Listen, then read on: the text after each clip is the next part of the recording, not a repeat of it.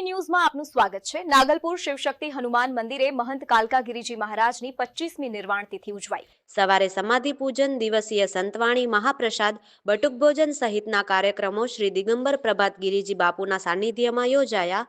કચ્છ માંડવીના નાગલપુર શિવશક્તિ હનુમાન મંદિરે બ્રહ્મલીન મહંત કાલકાગીરીજી મહારાજની 25મી નિર્વાણ તિથિ ભાવપૂર્વક ઉજવાઈ હતી।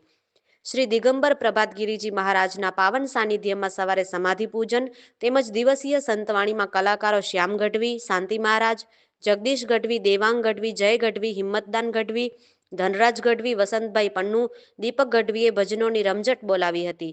બટુક ભોજન અને મહાપ્રસાદ સહિત કાર્યક્રમો યોજાયા હતા।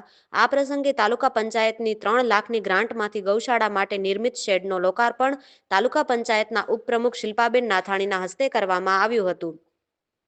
આ પ્રસંગે મહંત ભુવનેશ્વર ગિરિજી, મહંત ચંદ્રેશ્વર ગિરિજી, આઈ શ્રી ગંગામા ચેતન ગિરિજી, મહંત લખુ ગિરિજી, મહંત દામોદર ગિરિજી, મહંત ભરતનાથજી, સુધા દીદી સહિત સાધુ સંતોનો પાવન સાનિધ્ય રહ્યો હતો। કાર્યક્રમમાં તાલુકા ઉપપ્રમુખ શિલ્પાબેન નાથાણી, દામજીભાઈ છાભૈયા, નાગલપરના સરપંચ શિવમગીરી ગોસ્વામી, કથાકાર નિરંજનભાઈ વ્યાસ, જેઠાલાલભાઈ બોડા, રમેશભાઈ સેંગાણી, પ્રવીણભાઈ મોતા, રમેશભાઈ થલેશ્વર, કશ્યપ પરમાર, પરાગભાઈ સાધુ, હસમુખ મહેશ્વરી, રમીલાબેન મહેશ્વરી, કિશોરભાઈ જોશી ઓમ દાબેલી, વસંતગીરી ગોસ્વામી, કાંતિલાલભાઈ રાબડિયા, વરજંગભાઈ ગઢવી રાયણ, ચંદુભા જાડેજા કોકલિયા, ગૌરીશંકર કેશવાણી ટુંડા સાથે કાંકર બનાસકાંઠાના ભક્તગણ બહોળી સંખ્યામાં ઉપસ્થિત રહ્યા હતા। મંડપના દાતા શ્યામજીભાઈ વેકરિયા, શ્રીજી મંડપ, ભોજનના દાતા ગિરીશભાઈ મોતા, પાણીના દાતા ભાવેશભાઈ જોશી તેમજ અન્ય સહયોગીઓનો સહયોગ રહ્યો હતો। સમગ્ર વ્યવસ્થા મહંત હરિશંકર ગિરિજી, યોગેશભાઈ ચૌહાણ, પ્રકાશભાઈ દરજી, હાર્દિકભાઈ મોતા, પપ્પુભાઈ વાળંદ, તુલસીગીરી ગોસ્વામી, જખુભાઈ ભટ્ટ વગેરે કાર્યકારોએ સંભાળી હતી। શાસ્ત્રોક્ત વિધિ દીપેશ મહારાજે કરાવી હતી। કાર્યક્રમનું સંચાલન ભરતભાઈ બોડા અને આભાર વિધિ હરજીભાઈ ગઢવીએ કરી હતી। પ્રથમ તો જે પણ આશિષશક્તિ હનુમાનજી દાદાએ જે આ સૌ ભક્તોને ખૂબ શક્તિ આવા સારા કાર્યો કરવા માટે આપી છે, તો એમના હનુમાનજી દાદાના અને સંતો મહંતોના ચરણોમાં પ્રથમ તો હું વંદન કરું છું। અને આ સ્થળ પર વર્ષમાં 2 થી 3 એવા સુંદર પ્રોગ્રામનું આયોજન થાય છે। કોઈ પણ પોતાના સ્વાર્થ વગર નિસ્વાર્થ ભાવે, જેવી રીતે તમે કીધું કે કાલિકાગીરી બાપુની આજે પુણ્યતિથિ નિમિત્તે આપ જોઈ રહ્યા છો કે આપણા જે અહીંયા બાપુ છે પ્રભાતગીરી, એમના એ ગુરુ છે અને એમના નિમિત્તે બટુક ભોજન છે, સંતવાણી છે, તેમજ જે શેડની વાત થઈ કે થોડોક ટાઈમ પહેલાં અહીંયાના ભક્તજનોએ એક સારા કાર્ય માટે, ગૌ સેવા માટે એમને અમારા સુધી રજૂઆત કરી અને આ સેવાના કામમાં અમે નિમિત્ત બની અને દાદાના આશીર્વાદથી આજે આ સેટ તૈયાર થઈ ગયો છે અને 3 લાખની આજે આ રકમ છે, તો આ દાદાના આશીર્વાદથી જ થયું છે। ચેતન હનુમાન જે અહીંના શિવશક્તિમાન હનુમાનજી છે, એ એમનો પરચો સારો એવો રહ્યો છે। પાછલા વર્ષોમાં ઘણો સારો એવો વિકાસ આ જગ્યા પર થઈ રહ્યો છે। ખૂબ મોટા સંખ્યામાં ભાવિક ભક્તો અહીં જોડાતા થયા છે। નાગલપુર ગ્રામ પંચાયતના સૌ કોઈ મિત્રો અને એમના સરપંચશ્રી સૌનો સાથ સહકાર પણ અહીંયા મળતો રહે છે। આ જગ્યામાં વિકાસના કાર્યોમાં નૂતન મંદિર નિર્માણ પામ્યું છે। ત્યારબાદ પૂજ્ય બાપુના ગુરુ શ્રી કાલકાગીરી બાપુની નૂતન સમાધિ એનું પણ નિર્માણ થયું છે। નવા ઉતારા વ્યવસ્થા પણ અહીંથી હવે આપણે જોઈ શકીએ છીએ, એ પણ નિર્માણ પામ્યા છે।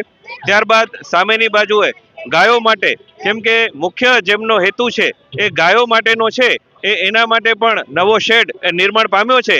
અને આની અંદર મોટા રાજકારણીઓથી માંડીને નાના ભાવિક ભક્તો સર્વે કોઈનો એ યથાયોગ્ય ફાળો રહ્યો છે।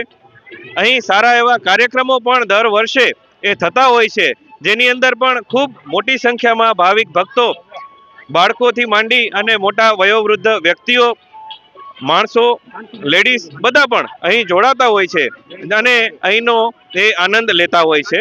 લગભગ મને ખ્યાલ છે ત્યાં સુધી સ્વયંભૂ હનુમાન પ્રગટ મૂર્તિ છે આ, ને વિશેષમાં તમે આ કાર્યક્રમ વિશે વાત કરી આજના સુમંગલના દિવસે, તો સૌપ્રથમ સવારના 8 વાગે સમાધિ પૂજન હતું, જે હું તમને કહી દઉં કે 108 કાલકાગીરી બાપુજીની દર વર્ષે અહીં તિથિ ઉજવાય છે। એવી જ રીતે આજે પણ એનું મંગલમય અવસર ઉજવાઈ રહ્યો છે। એનો કાર્યક્રમની રૂપરેખા આપું તમને તો સવારના 8:15 સમાધિ પૂજન કરવામાં આવ્યું। 10 વાગે સુંદર મજાની સંતવાણી જેમાં આપણે પૈસા દેતા પણ ના આવી શકે એવા અમૂલ્ય બહુમૂલ્ય કલાકારો આપણે કેના નામ લઈએ, જય ગઢવી હોય, પછી દીપકભાઈ હોય, જગદીશભાઈ હોય, શાંતિ મહારાજ હોય, શ્યામ ગઢવી મોટું નામ, એવા અનેક બધા ઘણા બધા કેટલા નામ લઉં, બધા અહીં આપણી પાસે ધનરાજભાઈ બહુ મજાની સંતવાણી રજૂ કરી અને આજુબાજુના ઘણા બધા હરિભક્તો અહીં તેમજ નાંગલપુર, માંડવી, બનાસકાંઠા, કાકરથી પણ અહીં બહુ મોટી સંખ્યામાં હરિભક્તો આવ્યા છે.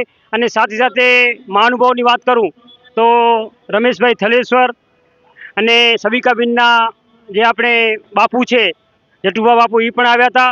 સાથે સાથે પ્રકાશભાઈ ગોર, રાજગોર સમાજના પ્રમુખ જેઠાલાલભાઈ ગોર, પેનુ મહારાજ, એવા ઘણા બધા મહાનુભાવો અહીં આપણી પાસે ઉપસ્થિત રહ્યા હતા.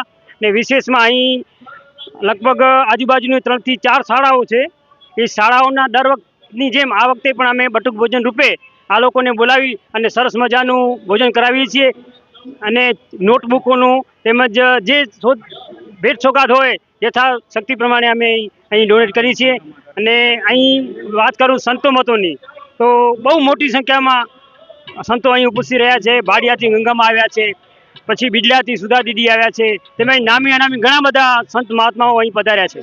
જે વ્યક્તિઓ આવે છે, જો મંડપ સર્વિસ, શ્રીજી મંડપ સર્વિસ, પછી અહીં આજે ગિરીશ મહારાજ બિડલાવાલા તરફથી બટુક ભોજન ફ્રી ઓફ વિધાઉટ ચાર્જ, મતલબ કોઈ જાતનું અહીં પેમેન્ટ આપવામાં આવશે નહીં એને, એટલે કોઈ પણ ચાર્જ લીધા વિના વગર પોતાની સેવા આપી છે. એવી જ રીતે અહીં પાણીની સેવા ભાવેશભાઈ જોશી માંડીવાલા તરફથી વિધાઉટ પેમેન્ટ અમે પૂરી પાડવામાં આવે છે. એવી રીતે ભજનની પ્રોગ્રામની વાત કરીએ તો કોઈ પણ કલાકાર એક પણ રૂપિયાની આશા ભાઈ રાખ્યા વગર અહીં દર વખતની જેમ આ વખતે પણ પોતાના નિજાનંદ માટે અહીં બધા આવે છે, કોઈ રૂપિયો લેતા નથી.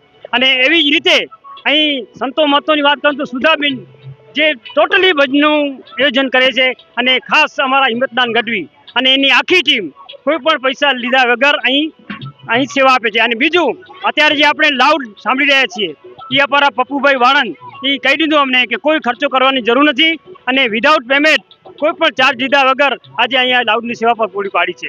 એવી રીતે આ બધું રસોઈનો કાર્યક્રમ છે એ એક જ દાતાએ અમને આપ્યું છે. એવી રીતે હું બધાને વિનંતી કરું છું, તમારો સાથ અને સહકાર હશે તો આપણા હિન્દુ સંસ્કૃતિને જીવવા માટે, એને પ્રજ્વલિત કરવા માટે આ કાર્યક્રમો હર હંમેશના માટે થવા જોઈએ. મારી એવી બધાને અપીલ છે કે આપણે બધાએ આની સાથે જોડાઈએ અને એક મહા સમૂહ ઊભો કરીએ જેથી કરીને આપણી સંસ્કૃતિ હંમેશા ટકી રહે આવા કાર્યક્રમ તરીકે. મારી સમજ શક્તિ જે હનુમાનજી મહારાજની કૃપાથી હું 11 વર્ષનો હતો ત્યારથી કરી અને આજની સુધી આ જગ્યા સાથે સંકળાયેલો છું. એનાથી પહેલા સૌપ્રથમ અહીંયા ચાટંબરગીરી ચતુગીરીજી મહારાજ સૌપ્રથમ અહીંયા સ્થાનને ચેતન કર્યું.